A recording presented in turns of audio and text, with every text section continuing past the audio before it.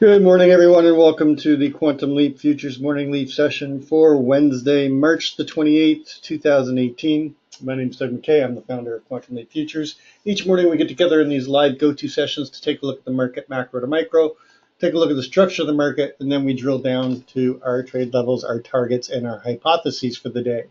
This is a subscription room. If you're interested in checking it out, send me an email at quantumleapfutures@gmail.com. There's no website, there's no blog. This is not a commercial venture. We do everything live here in the go-to, in the pre-market, and then we do live trading and analysis during the course of the trading day for our members.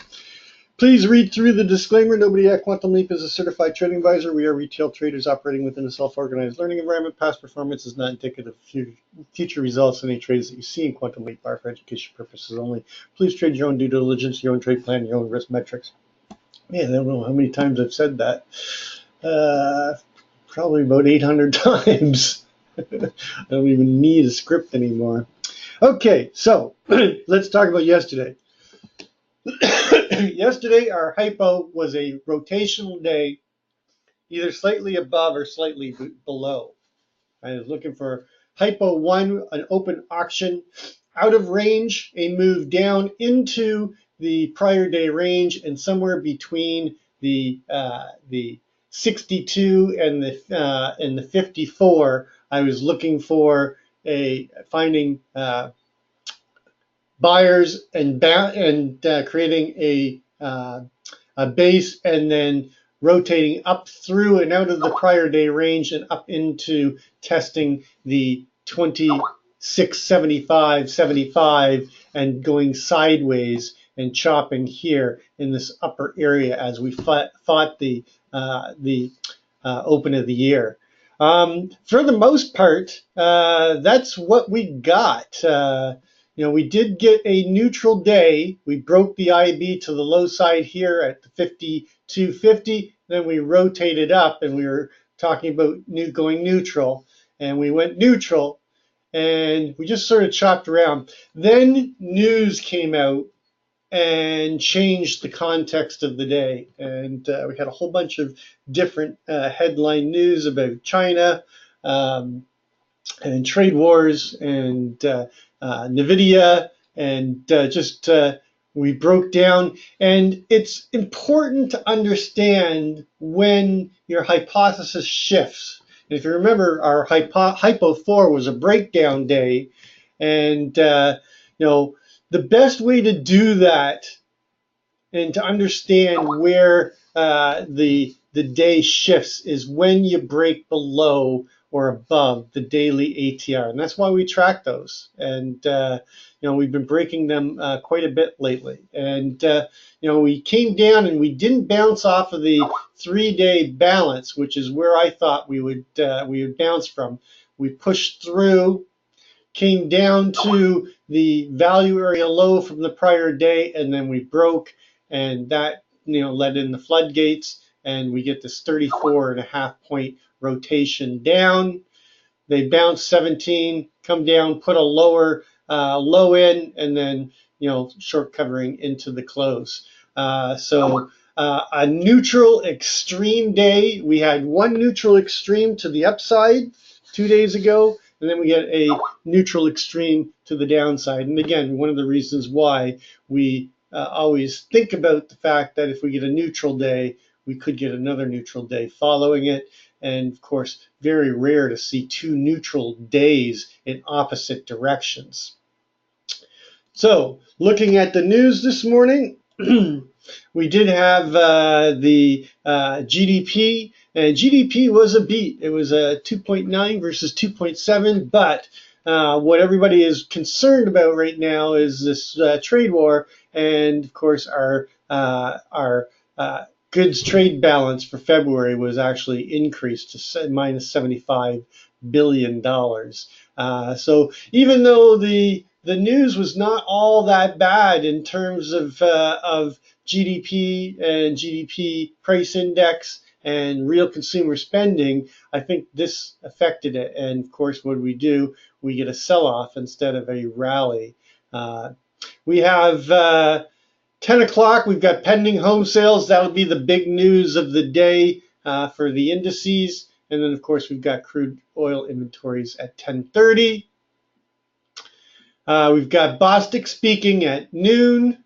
We got the 7-year note at 1, and that's about it. But again, a lot of headline news as of late. So just, be cautious. You don't want to get yourself in trouble. I got myself in trouble with that news, and I tried to buy, and got stubborn, and I ended up being green on the day, but it was very ugly, and I don't. I have. To, I've made some put in some measures to make sure that I don't get off the reservation again. I put myself in the penalty box.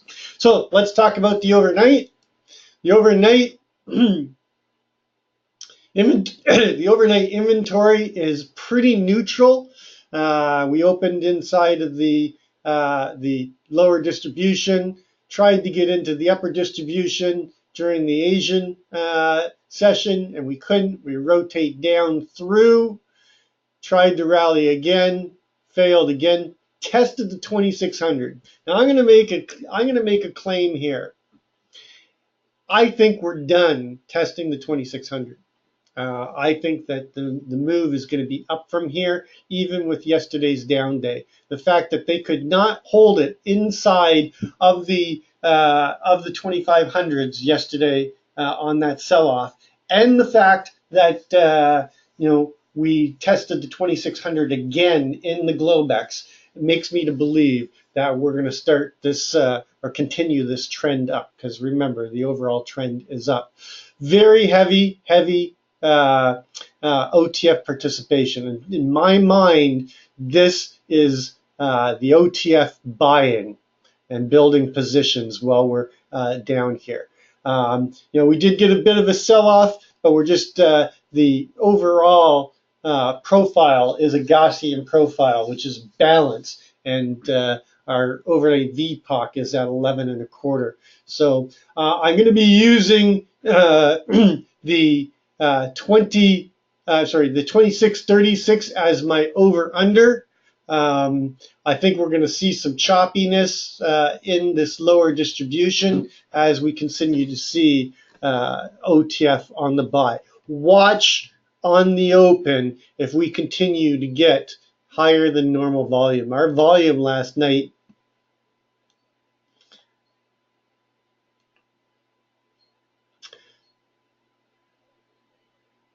that can't be right. Is that right? Hold on one second. I'll verify on my other system because that is extraordinary. Yeah, something's wrong there. 348,000 contracts traded. Oh, that's because I'm looking at the wrong chart. That's why. I opened up the wrong chart. Yeah, 348,000, 358,000 thereabouts. So we have almost 4 times the volume in the Globex. So we want to look for this participation, to continue into the RTH session. And if it does, then we could end up rallying up and coming up into the 4-day balance up here in the 2658. As it stands right now, our overnight low is at 2600. Our overnight high is up at 27. Our VPOC is at 11 and a quarter. This could change though.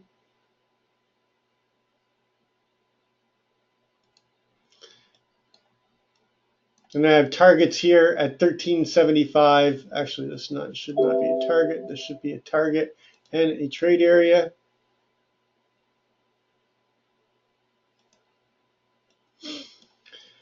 Key line in the sand is going to be the 260150. If we get below that, we're going to dip into the 2500s, and then in that circumstance, I'm looking for a bigger move down, and I'm looking for a move down into the 79 to 75 area. Our daily ATR 20 period full session average true range is running at 47.28. So off of the overnight high, our downside daily ATR target is 79.75. Our upside daily ATR target is up here at the 26.47. And in both circumstances, if we get below or above, okay, look for those hypo 3s and hypo 4s to kick in. And I'm looking, if this one breaks, I'm looking for a bigger move down, all the way down here into the 35 and 29. That 25.29 is February's low in the Globex. I should mark that down there.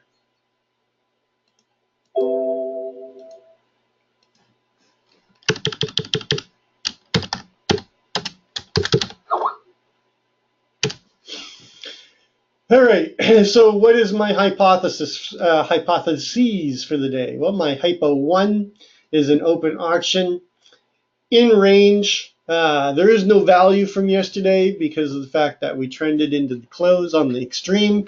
I'm looking for a rotation down into the 2609.50 to 2607, and then I'm looking for buyers to step in, rotate us up into the overnight high, take out the overnight high, and then I'm looking for a rotational day inside of this low volume from yesterday that we did not auction properly yesterday, looking for us to come back up in there. In fact, let's take a look, because I forgot to take a look to see if there's any singles that we left behind yesterday. And there is. There's one at 26.37.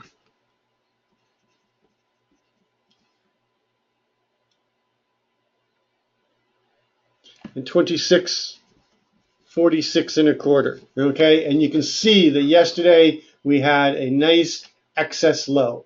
Okay, that's what you call a excess low. Nice big single line of single prints to close the day. So put these two TPO counts in. What did we say? 37.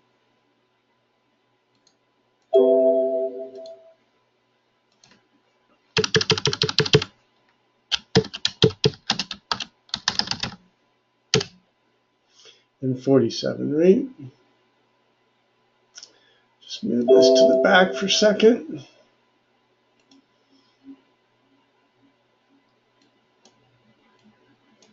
Why did it not change it? Man.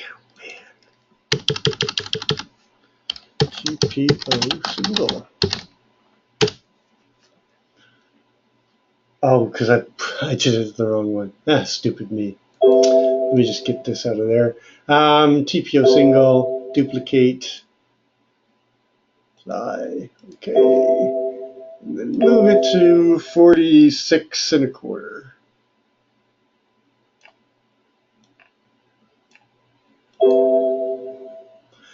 Sorry about that. Okay. Hypo 1, open auction in range, push down into the 2609, 2605 area, find buyers, rotate us up into the overnight high, chopping, and then going into a sideways rotational day between the 47 and the 21, and basically getting a balanced day, inside day. As a Mr. Sneaky, excuse me, I'm still sick. Hypo 2, open auction in range, a push up into the 36 area, and maybe a pop up into the 44, and then finding sellers rotating us down and chopping, in this basically the same area as hypo 1. I'm looking for an inside day today, and whether we dip lower first or just pop up and then find balance is just the difference between hypo 1 and hypo 2. So they're kind of equal weighted as usual. Hypo 3 is an open test drive failure to take out the overnight low, failure to get below the key line in the sand, find buyers right away, rotate us up into the 37 area, chop up here, then find buyers and push up into the 4-day microcomposite and chop up here sideways with maybe a late day probe to test that year open, but ultimately closing somewhere around the 58. And my hypothesis for that will shift into gear when we get above the daily ATR. So I'll be watching if we break above that daily ATR. On the opposite side, my Hypo 4 is a breakdown and a start of a new downward trend. And I'm looking for an open auction in range. I'm looking for a move down to the 2600 to 2596 and a quarter. Chop around here and then fail, push in, close out the 2590, 75 naked VPOC, chop in this former microcomposite VPOC, and then fail, come down here to the 75, chop, and fail again, and push through down into the 35 and get a really big, ugly looking day. I mean, the last 3 days, we've had over 70 points each day. So it wouldn't surprise me if we get one more. It's unlikely, but it's something that we have to think about. So that's going to complete our pre-market session. I'm not going to bother with gold this morning because I went long. Well, let's just take a quick look at it. Something's not right with my gold charts, and haven't had a chance to try to figure out what is going on. Oh, they shifted. Okay, finally. Okay, so bring this in, put a profile around the last 4 days with the breakout. So the overall balance is still below, still in this 29 area. Everything is shifted now to the June contract. This is the June contract on gold. We made the move. The move in the March contract was the 57. We got to 56.70 and failed. And we've broken through the 3-day balance and we're pushing down.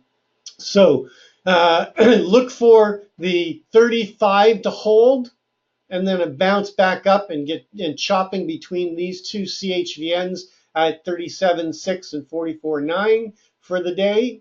But if we fail here, it'd be a nice trade down into the 29s again, and basically just a retest of the March levels. The key line in the sand below, you can see that the value area and the CLVN here at 1319.90. It was 1314 on the April contract, and if we get below that, then a trip down into the 1200s. The composite VPOC has been adjusted from the 1284 area to the 1290, and again, that's the most traded price going all the way back to October 2008. If we can get above the 41, look for them to push up into the 44, and if we can accept that price, a continuation to the upside of the value area at the 49, and anything above 50, get a quick pop back up into balance into the 54. So that's going to complete our pre-market session. As always, trade well, trade safe, and we'll catch you on the flip side.